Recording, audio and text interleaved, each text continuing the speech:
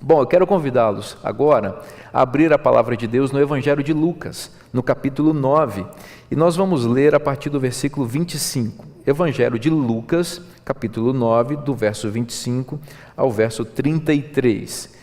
Diz assim a palavra de Deus: Grandes multidões o acompanhavam, e ele, voltando-se, lhes disse: Se alguém vem a mim e não aborrece a seu pai e mãe e mulher e filhos e irmãos e irmãs e ainda a sua própria vida, não pode ser meu discípulo.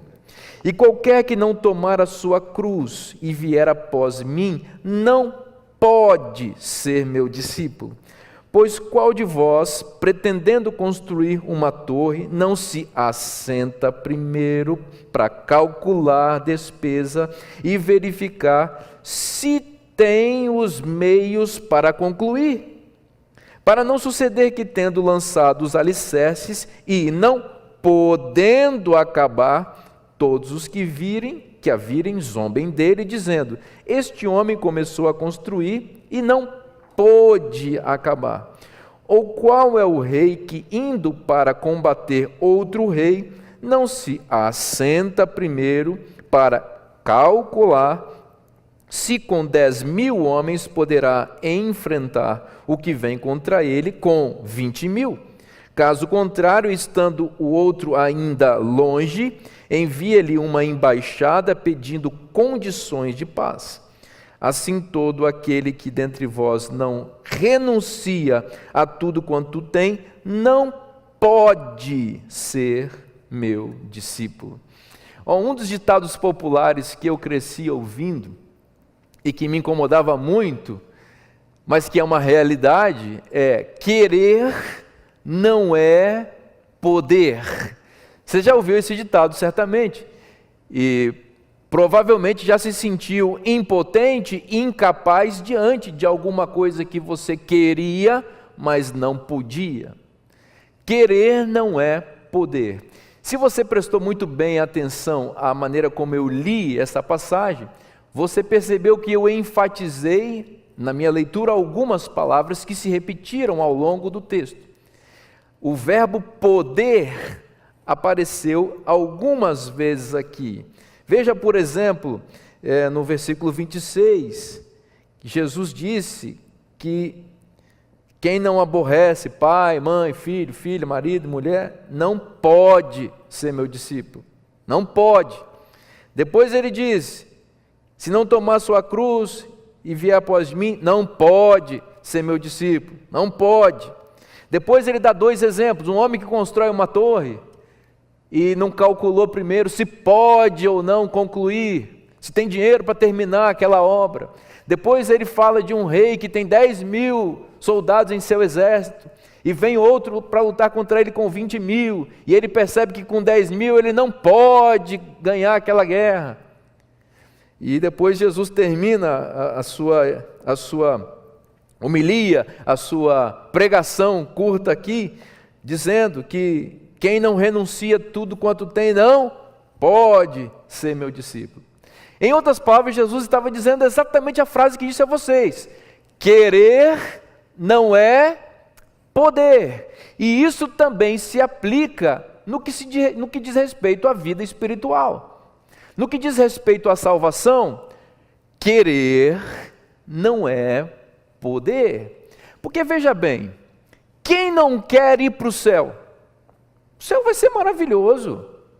O céu, a vida eterna, sem doença, sem morte, sem Covid-19, sem intubação, sem pronação, sem essas palavras todas que nós estamos aprendendo, que são horríveis, que se referem a todo esse conjunto semântico que envolve essa pandemia terrível, que é apenas mais um elemento no cardápio extenso de maldades que o diabo tem à disposição e que sempre usa para oprimir os filhos de Deus.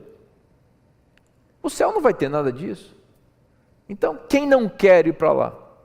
Até um cético desejaria ir para lá. Porém, vida eterna, salvação, não é apenas aquilo que eu quero, salvação, vida eterna, morar no céu com Cristo, sem todo esse contexto terrível em que nós vivemos aqui, está associado não com o que eu quero apenas, mas com o poder vivenciar essas coisas, e é o que Cristo está dizendo. Se você prestar atenção comigo na passagem, você vai perceber exatamente como funciona esse ponto no pensamento de Cristo. Eu vou contextualizar, dá uma olhadinha no versículo 25 aí. O texto diz que grandes multidões o acompanhavam, e ele, voltando-se, lhes disse. Então olha só, vem comigo aqui, vamos imaginar aqui, sem nenhuma pretensão, ok? Só para exemplificar, que eu sou Jesus aqui, tá? Então eu estou caminhando, porque Jesus pregava caminhando. E diz o texto que grandes multidões estavam seguindo Jesus. Então Jesus está caminhando, e no Evangelho de Lucas, Jesus sempre está caminhando em direção a Jerusalém. Jerusalém é a cidade da festa. Jerusalém é a cidade onde culminam as peregrinações dos santos para as festividades. Então, ir para Jerusalém significa ir para um local festivo. E Jesus, no Evangelho de Lucas, está seguindo para Jerusalém. No entanto, nós sabemos que quando Jesus chega a Jerusalém, na sua última viagem para lá, o que acontece, né?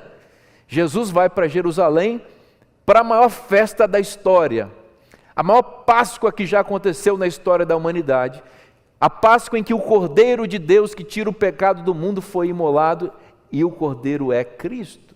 Então Jesus está seguindo para Jerusalém, e tem uma multidão festiva, peregrinando, feliz, porque eles estão seguindo o Messias, eles estão acompanhando aquele que provavelmente vai se tornar rei lá em Jerusalém. Então tem desculpa a expressão, tem uma galera com Jesus, e tem gente de todo tipo, que está feliz, que está satisfeito, porque está naquele séquito, está naquela procissão, está indo, ou estão indo, essas pessoas estão indo para Jerusalém com Jesus. Então, você está imaginando essa cena? O deserto, ou aquelas ruas áridas, aqueles locais meio que com um tom meio, digamos assim, bege, né? Um pouco acinzentado, aquela coisa que nos lembra a Palestina. Está Jesus caminhando, indo para Jerusalém. Vamos ver nessas câmeras aqui, ó. Jesus está indo para Jerusalém, e ele está seguindo para lá. Em um determinado momento da sua caminhada, ele para. E eu imagino que quando ele parou, o mestre parou, o que acontece com todo mundo? Todo mundo para. E Jesus se volta para eles, e todo mundo parou. E eu imagino a multidão falando: silêncio, alguém vai falando, silêncio, o mestre vai falar. Gente, menino, quieto, Jesus vai falar. E Jesus se volta para eles e diz algo que quem está com o coração festivo não está esperando receber. Jesus disse: se alguém vem a mim e não aborrece a seu pai, e a sua mãe, e a sua mulher, e a seus filhos, e a seus irmãos, e as suas irmãs, e ainda a sua própria vida, não pode ser meu discípulo. É como se Jesus jogasse um balde de água fria na euforia daquela turma. Vocês estão pensando que vocês estão indo para onde? Que festa é essa que vocês estão fazendo? Vocês estão conscientes do que está acontecendo aqui? Vocês acham que eu estou indo fazer o quê em Jerusalém? Vocês têm certeza que vocês realmente querem me seguir? Vocês não estão entendendo o que significa me seguir? O reino que eu estou estabelecendo, Jesus está dizendo para eles, eu estou interpretando Jesus aqui. O reino que eu estou estabelecendo aqui, ele resulta de um pacto, de uma aliança muito forte entre mim e meus súditos. Não imaginem que vocês podem ser súditos desse meu reino se vocês querem ter uma relação superficial comigo, pautada apenas nos privilégios desse relacionamento. Eu estou propondo algo para vocês que é muito maior e muito mais complexo e muito mais difícil do que vocês podem imaginar. E eu vou explicar para vocês, ele disse. Se alguém vem a mim e não aborrece a seu pai e a sua mãe, e assim ele faz uma lista de coisas importantíssimas da vida. E eu quero dizer para você que a palavra aborrece aqui é um eufemismo, que é uma suavização do significado real da palavra original empregada aqui. Aborrecer aqui, na verdade, significa odiar. O que Jesus está dizendo aqui é que quem deseja ser seu discípulo tem que odiar pai, mãe, filho, filha, irmã e ainda a própria vida, se quiser ser discípulo dele. Pastor, então eu acho que não estou entendendo mais nada agora. Por quê? Como é que assim eu tenho que odiar meu pai? Se a Bíblia diz lá no 5º mandamento que eu tenho que honrar meu pai e minha mãe, que história é essa que eu tenho que odiar meu pai? Bom, eu vou explicar isso. Jesus está usando uma figura de linguagem aqui que se chama hipérbole, que é exagero. Jesus está exagerando aqui na linguagem para explicar o que ele quer que as pessoas entendam. Nessa hipérbole também entra uma outra figura de linguagem muito importante, que é a comparação. Então, vamos lá. O que Jesus está dizendo é o seguinte: nós temos vários amores na vida, amores legítimos. E os mais importantes amores de nossa vida são aos nossos pais, pai e mãe, aos nossos filhos, aos nossos cônjuges e à nossa própria vida. Não existe nada mais justo e digno de que amar essas coisas e essas pessoas na vida. Porque é natural que nós amemos essas pessoas muito. Não existe amores maiores na vida, ou pelo menos não deveriam haver amores maiores na vida do que os amores que nós temos aos nossos pais, aos nossos filhos, aos nossos cônjuges e a nós mesmos. Então, Jesus está dizendo o seguinte: em comparação ao amor que vocês têm a mim, ou deveriam ter a mim, em comparação com o amor que vocês deveriam ter a mim, o amor que vocês sentem pelos pais, pelos filhos, pelos cônjuges, ou mesmo pela sua própria vida, deveria ser quase que um ódio em comparação ao amor que vocês sentem a mim. Em outras palavras, vocês têm que me amar tanto, tanto, tanto, tanto, tanto, tanto, que os amores que vêm na sequência, eles até diminuem e vão parecer até ódio, se comparados com o amor que eu tenho, ou que vocês têm por mim. Entenderam o que eu quis dizer? Jesus não está mandando você odiar seu pai, sua mãe, seus filhos, nem a você mesmo, porque isso seria uma contradição. O que ele está dizendo nessa hipérbole é que, em comparação ao amor que nós sentimos por ele, esses amores, eles se tornariam bem pequenos, porque nosso amor, todo o nosso amor, toda a energia do nosso coração, nós empregaríamos para amar Jesus. Olha, eu vou falar uma coisa para vocês com sinceridade. A primeira vez que eu li esse texto, entendendo o que ele estava dizendo, não tem muito tempo isso, eu caí de joelhos diante de Deus, em lágrimas, e eu disse para Deus: não dá para mim. Não dá para mim.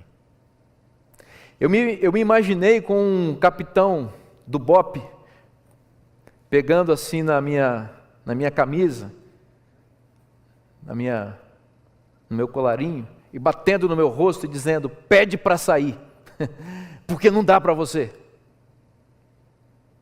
Se você está achando que a religião que você está exercendo, Deus falando para mim, que a religião que você está exercendo aí, essa de que bota um terninho, vai para a igreja, canta um hino, de vez em quando faz uma oração, de vez em quando abre a Bíblia, mas essa religião que está compartimentalizada na sua vida, que é uma gavetinha da sua vida, Essa religião que não engloba a sua existência inteira, mas é um aspecto só que vai entrando em associação a outras coisas que às vezes assumem dimensões maiores na nossa vida. Essa religião não serve para mim, é o que Jesus estava dizendo. E você quer saber quando é que foi que esse texto ainda ficou ainda mais terrível para mim? Foi quando a Ana Clara nasceu, a minha filha. Quando a Ana Clara nasceu, eu tive uma sensação assim que eu nunca senti na vida. Eu lembro que a Ariane foi para o hospital, eu levei ela para lá e deixei ela no hospital, tive que voltar em casa para pegar as coisas que tinham ficado, porque a Ana Clara quis nascer de uma hora para outra, então a gente nem estava tão preparado assim. E eu lembro que eu peguei as coisas, mas eu estava em estado assim meio de... Eu estava estranho, sabe? Sentindo coisas que eu nunca tinha sentido. E eu me lembro que eu fui andar um pouco no calçadão, em frente à minha casa, onde eu morava, e eu tive assim a sensação de que eu tinha ficado milionário. De pobre, eu fiquei milionário naquele dia, como se Deus tivesse depositado $1 milhão na minha conta. Essa era a minha sensação naquele dia. Aí eu olhei para esse texto, e Deus estava dizendo para mim, que eu tenho que amar Jesus mais do que eu amo essa menina. Porque quando ela nasceu, foi a primeira vez que eu entendi o que significa amar alguém a ponto de poder, ou de ter a coragem de entregar a vida para salvar. Eu entendi isso. Que se eu puder me colocar no lugar dela, se foi a minha vida e a vida dela, eu coloco a minha vida para salvar dela. E como assim eu tenho que amar Jesus mais do que a Ana? Como eu tenho que amar Jesus mais que a Ariane? Não dá. Eu estava sendo sincero com Jesus. Não dá para mim.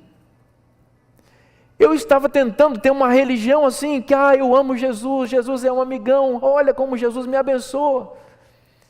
Mas eu tenho as coisas materiais, concretas, de carne e osso, as pessoas, para amar.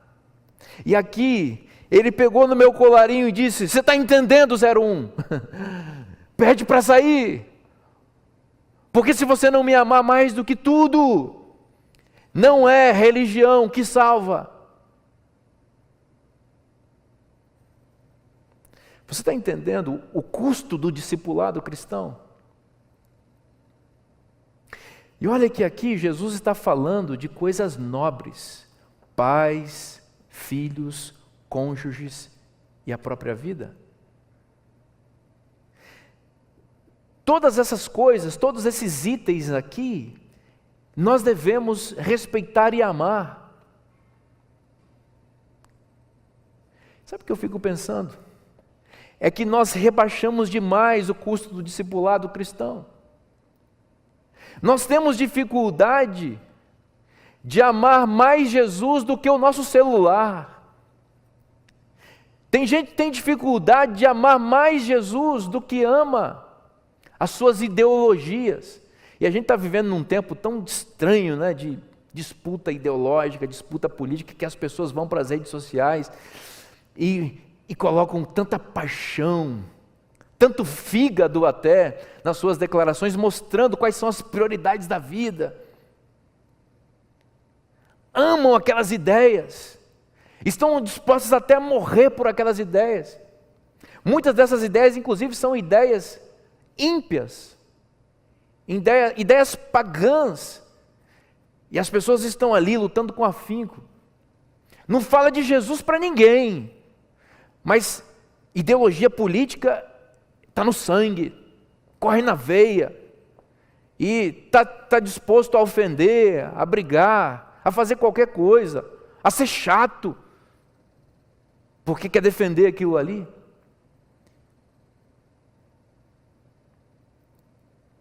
E os pecados, os vícios ocultos, as coisas que a gente vai acariciando no coração,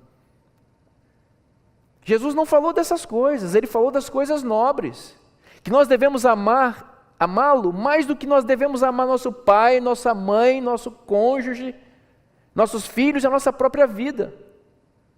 Ele não estava falando dos pecados, porque os pecados nem entram no parâmetro de amor a Deus, porque pecado não tem que ser amado, pecado é abominável, o pecado tem que ser odiado.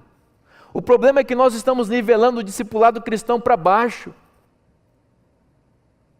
Nós estamos satisfeitos com representações teatrais da religião cristã, em que as pessoas não vencem seus pecados ocultos, que ficam acomodando pecados no coração, acariciando maldições na vida, mas que conseguem viver satisfatoriamente uma religião social, em que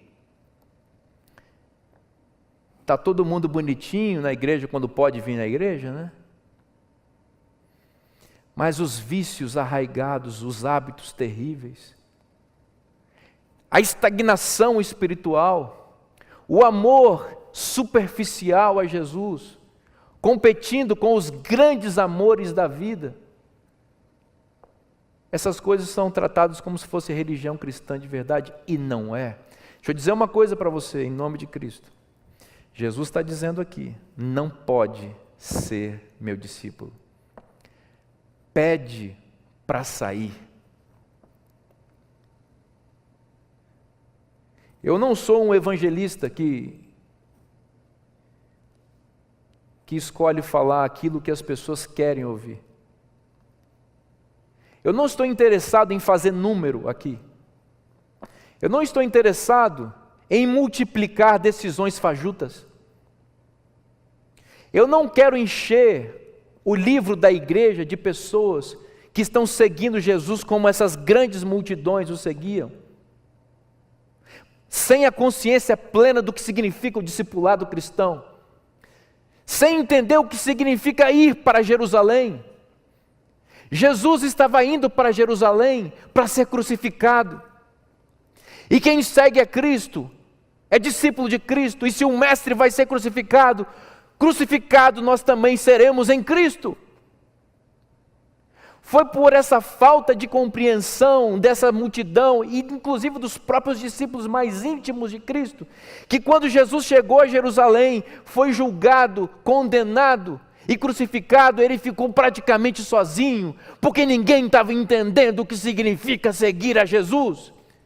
E essa falta de compreensão histórica lá, ela continua atual hoje em dia no cristianismo. As pessoas seguem a Jesus não sabendo o que significa amá-lo sobre todas as coisas, não sabendo o que significa renunciar o pecado e o eu, não sabendo que seguir a Cristo significa amá-lo a tal ponto que os outros amores nobres da vida parecerão inclusive ódio, diante de tanto amor, de tanta devoção, de tanta entrega. As pessoas cantam hinos como: tudo a Cristo a ti entrego, da boca para fora, porque esse tudo não engloba todas as coisas de sua vida. Esse tudo é, quem sabe, 10% do dízimo quando dá, uma ofertinha rala quando sobra, uma idazinha na igreja quando o prefeito e o governador permitem, uma acordadinha de manhã para uma oraçãozinha rala, uma leitura superficial da Bíblia sem entender nada. O tudo dessas pessoas é manter a família de aparências, mas manter a impureza moral no coração. O tudo dessas pessoas é usar uma roupinha bonita para ir à igreja, mas não vestir a justiça de Cristo, que envolve o caráter e transforma a vida. O tudo dessas pessoas muitas vezes é a lei de Deus escrita lá nas tábuas, mas não escritas no coração. Esse tudo não serve para Jesus. Pede para sair. Mas que evangelista estranho que você convidou, porque em geral as pessoas convidam evangelistas para convidar as pessoas para vir. E eu estou falando, pede para sair. Não dá para você.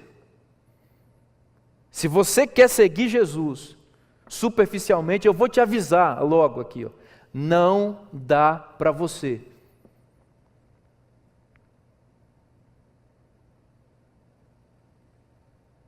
Foi isso que eu entendi. Foi isso que Jesus falou para mim. E me jogou de joelhos. E me jogou de joelhos quando ele me explicou essas coisas.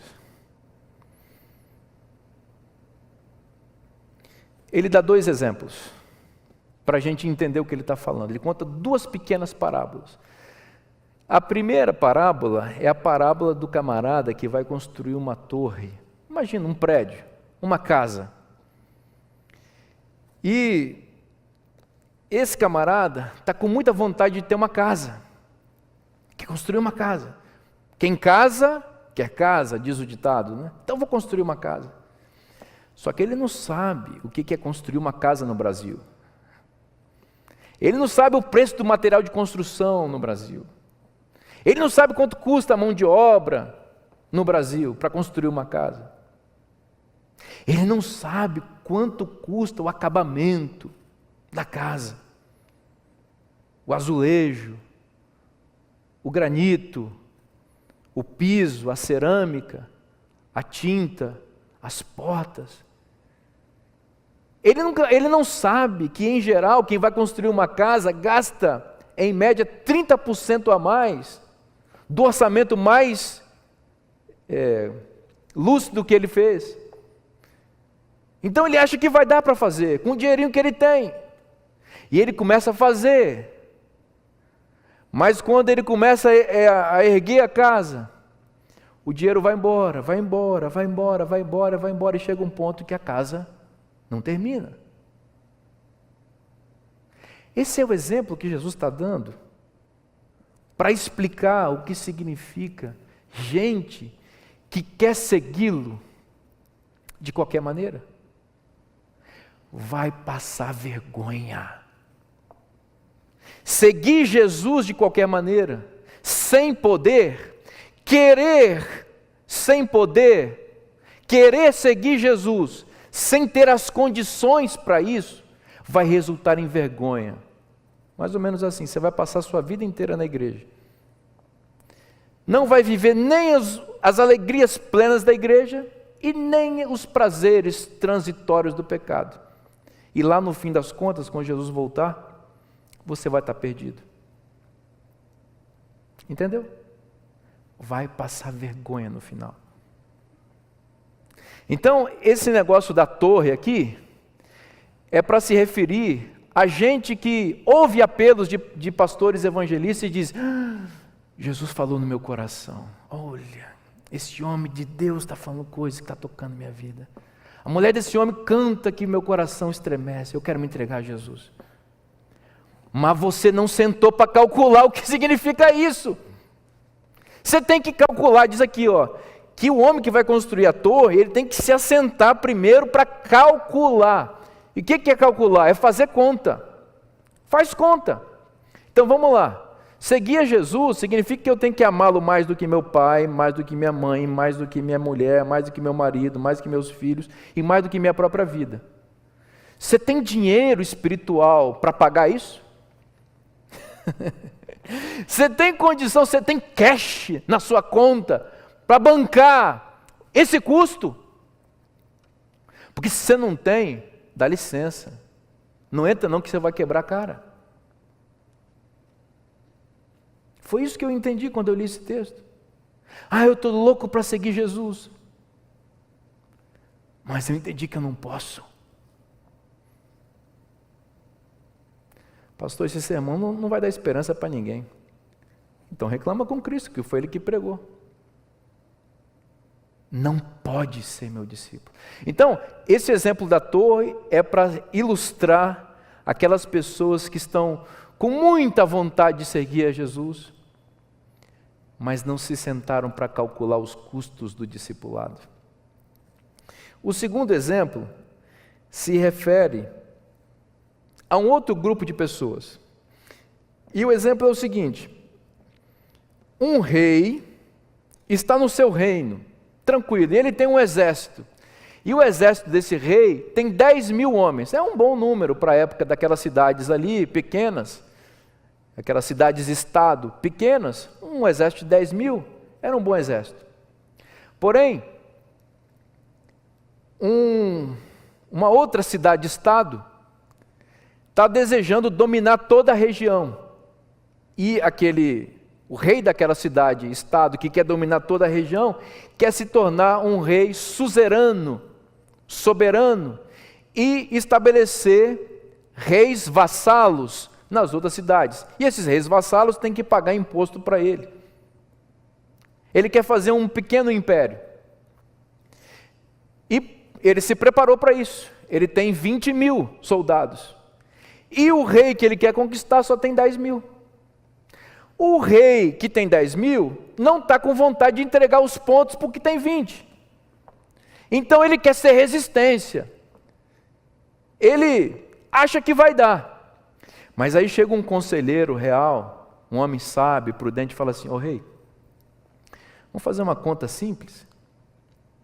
Nós temos 10.000 homens. O outro lá tem 10.000 a mais, tem 20.000 soldados. Você não está percebendo que a gente não vai ter condição de lutar contra ele? E que nós vamos gastar dinheiro à toa, que nós vamos gastar as vidas à toa, que no fim das contas ele vai dominar tudo aqui e a gente vai perder tudo? Então, esse rei faz o seguinte: ele pede condições de paz, ou seja, ele pede um acordo, ele quer fazer uma aliança com o rei suzerano. Ele diz: tudo bem, rei, eu não posso lutar contra você. Eu realmente, se eu lutar contra ti, eu vou me perder. Se eu lutar contra ti, eu vou fracassar. Esse segundo exemplo aqui representa pessoas que estão resistindo à proposta do discipulado. Enquanto o primeiro grupo representa aqueles que são precipitados em seguir a Jesus, o segundo exemplo representa aqueles que são resistentes e que acham que podem lutar a vida cristã com suas próprias forças. Entendeu? Tipo assim, com o que eu tenho dá.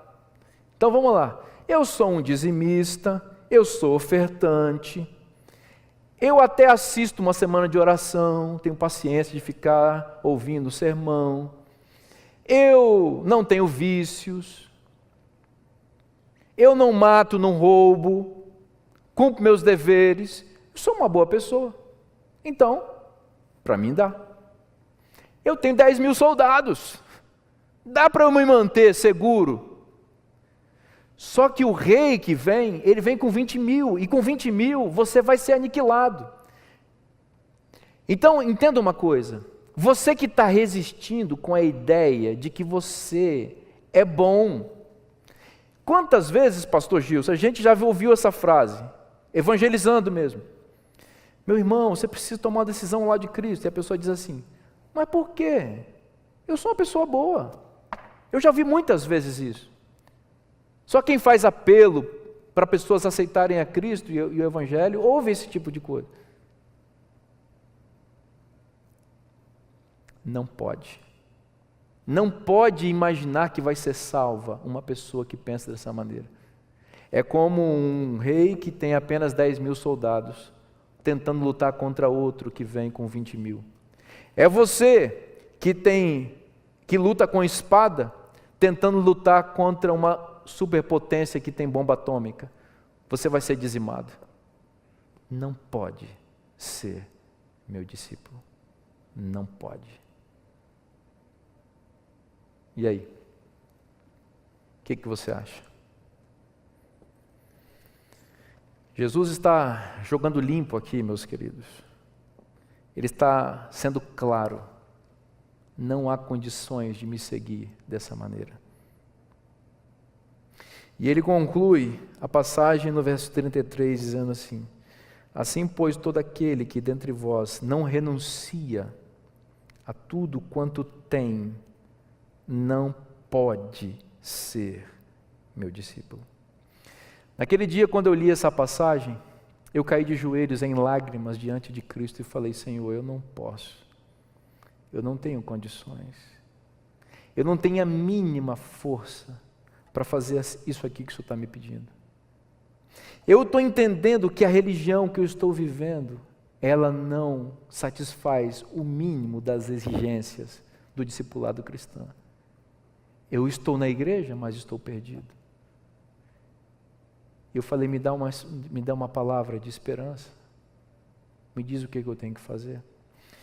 E Jesus disse aqui: se você quiser ser meu discípulo, você precisa renunciar a tudo quanto você tem.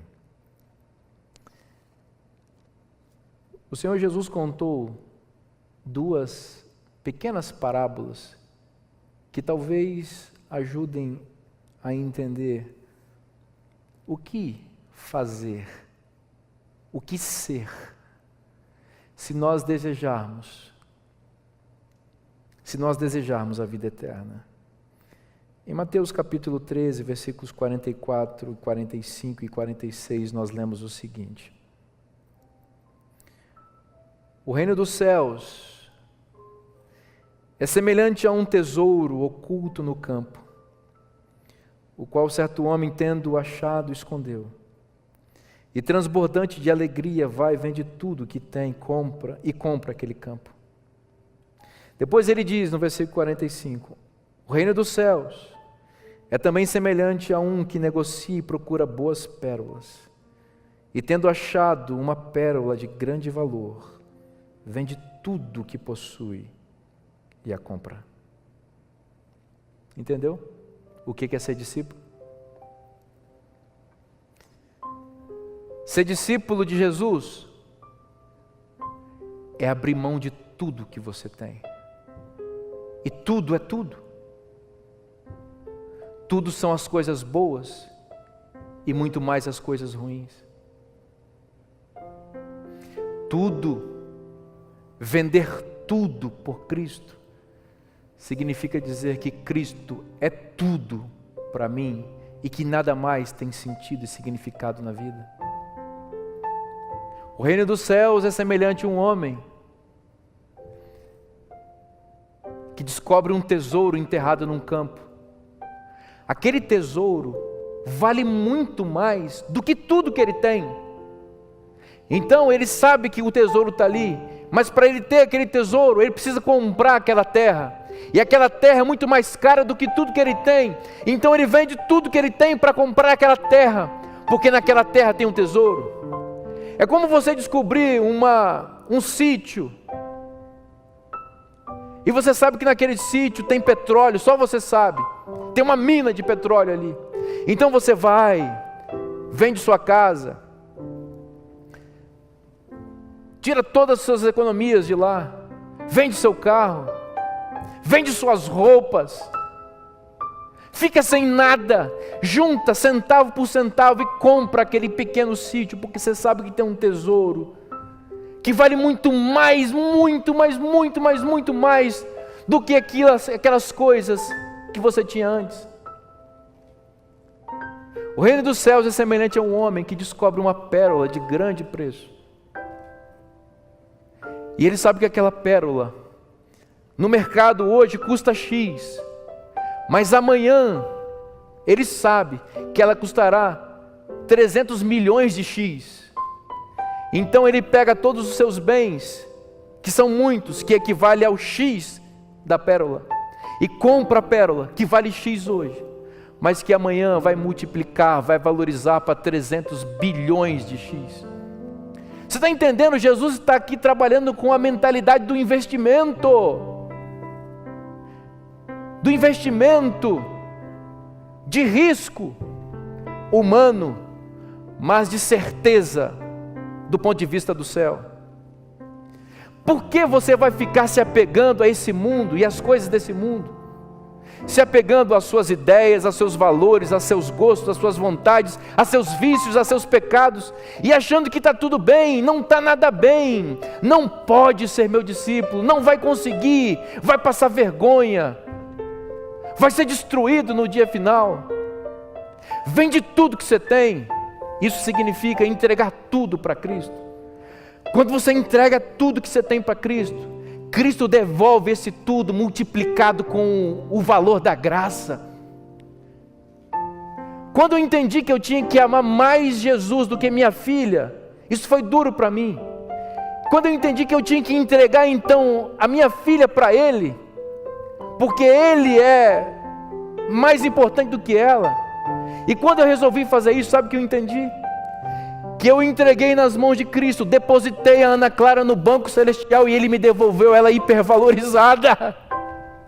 Esse é o evangelho da graça, este é o investimento. Você está entendendo o que eu estou falando? Cristo está chamando você para uma entrega total. Entrega tudo, entrega a sua vida, seus amores dignos. Pecado nem se fala, pecado ele extermina da vida, porque Ele quer te devolver com hipervalor. Isso significa o quê? Que você vai ter uma família que não vai viver apenas 80, 90 anos aqui. Você vai ter uma vida em uma família que, se forem entregues para Cristo, viverão eternamente com Ele. É só você calcular, faz a conta. É uma conta simples. Entrega tudo. O único jeito de você reter de verdade aquilo que você tem é entregando ele para Jesus. Porque quando você coloca na mão de Jesus, Ele devolve para você multiplicado. Na verdade, Ele não devolve, Ele se torna o dono, o Senhor. E você se torna um proprietário de usufruto. Você faz usufruto das graças e das bênçãos que Deus te dá. Você está entendendo isso? Não pode ser meu discípulo se não renunciar a tudo. E hoje, o meu convite para você não é para você sair, é para você renunciar, é para você se render, é para você dizer: eu não tenho dinheiro para construir a torre, então Senhor, deixa eu morar na tua casa, porque diz o Evangelho de João capítulo 14, que na casa do Pai há muitas moradas, o Pai está construindo a casa. Se você não tem dinheiro para construir uma torre, e você nunca terá para construir uma torre espiritual, vai morar nos cômodos da casa de Deus, que Ele está construindo para você, é de graça. Mas na casa de Deus moram os filhos de Deus, que obedecem aos mandamentos de Deus, não às suas próprias vontades. Quer morar na casa do Pai? Já ouviu um pai falar assim para o filho? Enquanto você morar aqui na minha casa, as regras são minhas. E é assim na casa de Deus. Se você quer morar nos cômodos da casa de Deus, as regras são as dele. Só que eu digo uma coisa, é uma delícia morar na casa do Pai. As regras são bênçãos para a nossa vida. Eu estou convidando você a renunciar àquilo que você é, a permitir que o Evangelho expanda a sua mente. Tire a limitação do seu pensamento que acha que está tudo bom. Essa mediocridade que você está tocando a vida, achando que está fazendo sucesso na vida espiritual. É um fracasso. Olha, pastor, consegui me tornar vegetariano. E você acha que isso é o quê? Olha, pastor, eu uso terno para ir para a igreja. Ah, que bonitinho que você é. Não estou dizendo que essas coisas são erradas ou certas. O que eu estou dizendo é o seguinte: não confunda o tudo com a superfície. Jesus não está pedindo seu terno, Jesus não está pedindo sua dieta. Embora essas coisas possam participar do tudo, Jesus quer você inteiro. O que vai envolver sua dieta, sua roupa, sua indumentária, seus costumes, seus valores. É uma mudança total. Então eu estou convidando você para isso. Você quer? Você está entendendo o que eu estou te falando? Jesus está aqui na multidão, ó. Ele parou e olhou para você. Você quer continuar? Se você continuar, você vai com Cristo para a cruz. E Cristo, o crucificado, vai glorificar a sua vida. Se você quiser voltar, você vai voltar para a sua vidinha medíocre. Vai viver com seus costumes e seus valores. Mas eu preciso te dizer, o final desse caminho é morte eterna. Se você resolve seguir com Cristo, eu te garanto que esse caminho resulta na vida eterna. O que você escolhe hoje? Pastor, eu tenho medo de me batizar. Você tem? Sabe por que você tem medo? Porque você está se apegando aos seus amores e você não entendeu que o maior amor da vida é Cristo, e que se você não amar a Cristo sobre todas as coisas, não dá para você. Não é só não dá para ser discípulo de Cristo, não dá para ser humano pleno, não dá para ser feliz, não dá para ter esperança, não dá para deitar no travesseiro e dormir com paz. Não pode. Então, venha a Cristo. Vem agora. Tem um tesouro para você. Um tesouro de valor inigualável. Você quer? Então renuncia a tudo que você é, tudo que você tem. Deposita todas essas coisas no banco celestial. Isso vai retornar para você em bênçãos sem medidas nessa vida e mais a vida eterna. Vou chamar minha equipe missionária aqui. Os meus tesouros que eu entreguei para Cristo. E eu entreguei para Cristo. E Ele me devolveu em forma de uma equipe missionária. E todos os dias essa entrega. Entrego para Cristo e Ele me devolve em forma de uma equipe missionária. É isso que Deus quer que você faça. Entrega tudo que Ele te devolve. Em graça, em amor, em paz, em harmonia, em felicidade e em esperança. A Ariane vai cantar. E enquanto ela cantar, eu quero renunciar tudo. Eu renuncio essa menininha aqui, ó.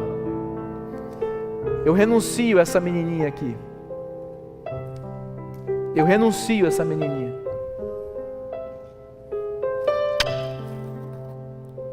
Eu renuncio essa menininha. E a entrego para Jesus.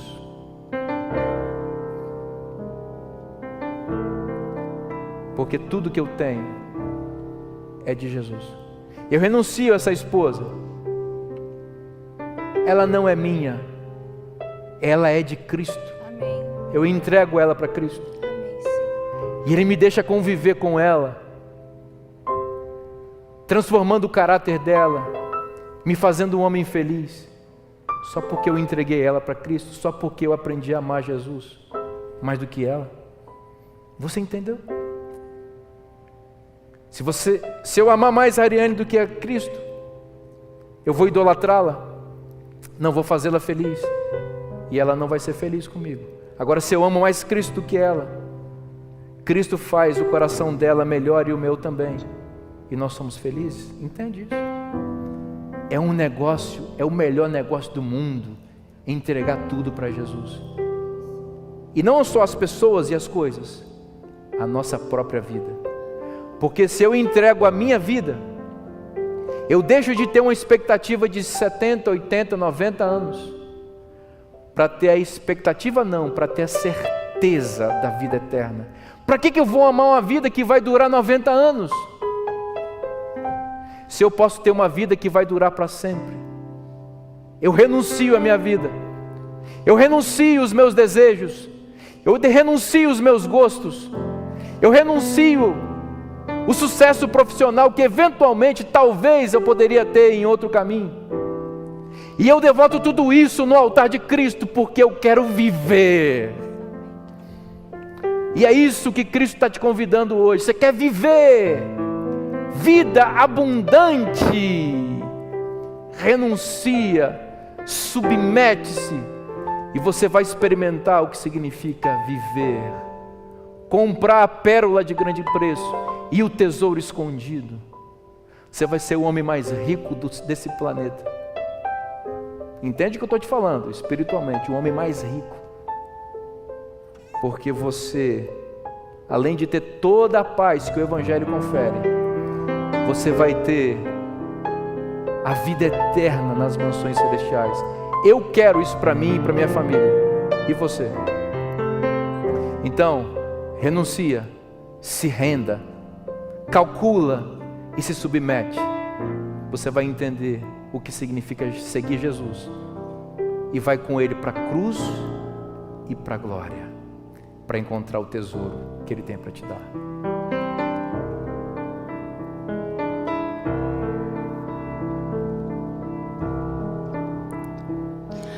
Aonde quer que seja que escondes teu tesouro, ali também está teu coração. Se aqui na terra o esconderes, ladrões podem roubá-lo,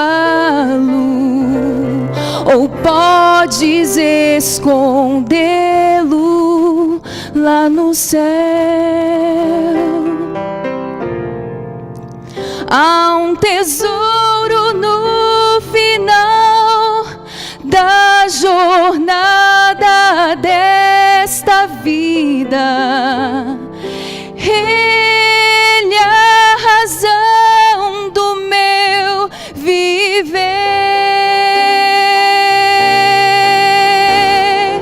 Cristo é o tesouro, Ele é a razão pela qual eu vivo. Será o meu tesouro até eu morrer.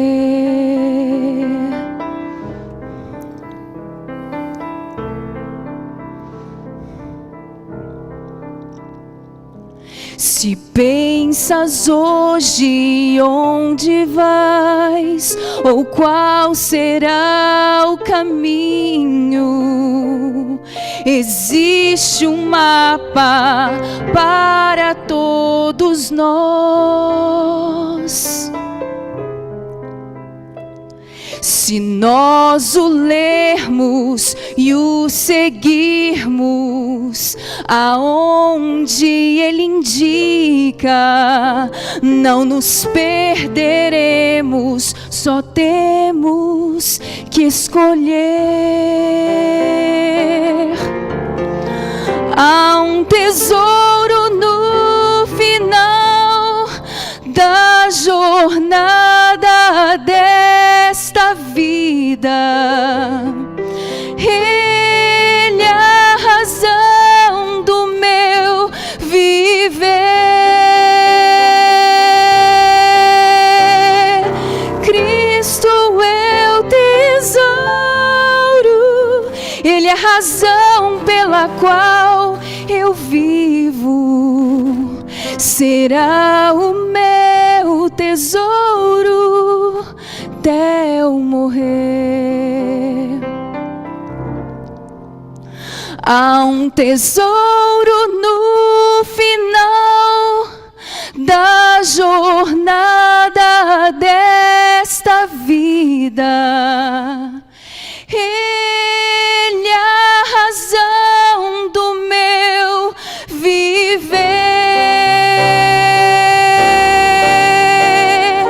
Cristo é o tesouro, Ele é a razão pela qual eu vivo. Será o meu tesouro até eu morrer.